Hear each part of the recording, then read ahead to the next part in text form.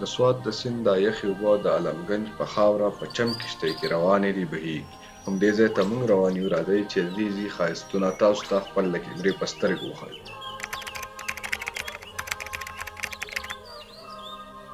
You are my hero, you are my superstar, my guiding light, you are my everything, you are Muhammad, peace be upon him.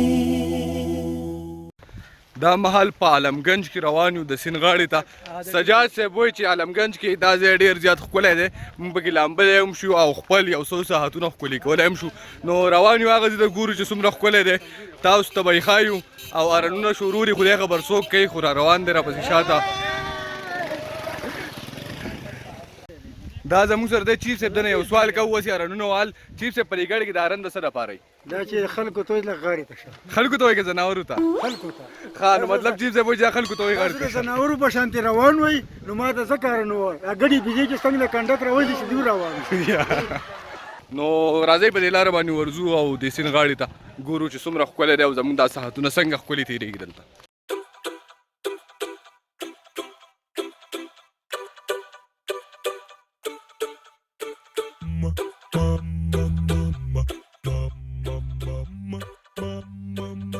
څنګه چې په هر چکر کې د امنو یو قاتل ملګری هم دغه شان زموږ په دې چکر کې دا ټایټل بابر صاحب وګټو.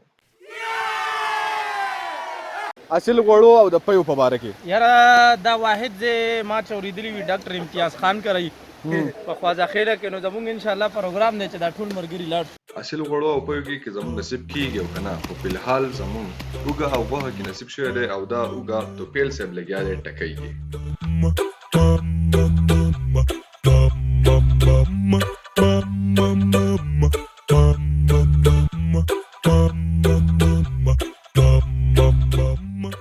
همدا د چم کشتۍ چې علمګنج ځوانان په دې ګرمیانو کې دلته راټولېږي او خپل د ګرمۍ هېرولو دپاره د دې یخو اوبو نه خوندونه اخلي.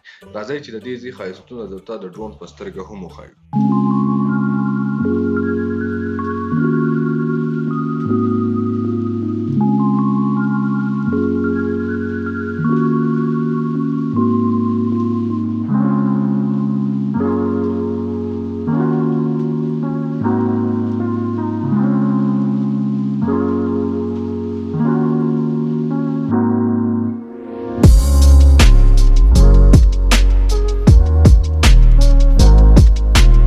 کار کې موال لکه مې ولر کوي.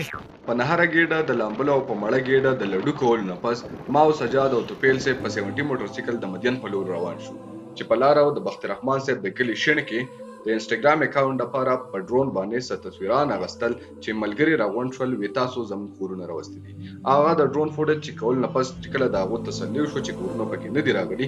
خو دغه ځای کې یوه کیسه وشوه چې د دوی د پرغز د وجې ستاسو د رور د ډرون یوه بله پنکه هم پاته شوه. یوټیوب دا کانټنټ چې کوم دی ستاسو ورور ته تر اوسه پورې ډېر ګران پرېوتی دی او ورځ تر ورځه ګران پرېوځي. که تاسو زما حوصله افزایي کول غواړئ نو زما دا کانټنټ چې کوم دی تاسو خپل ملګرو سره شیر کولی شئ او زما پیج چې کوم دی هغه سبسکرایب کولی شئ چې زما حوصله افزایي کېږي او ستاسو لپاره ښکلي کانټنټ مې درته راوړم. د لوی الله په امان ښاد اوسئ.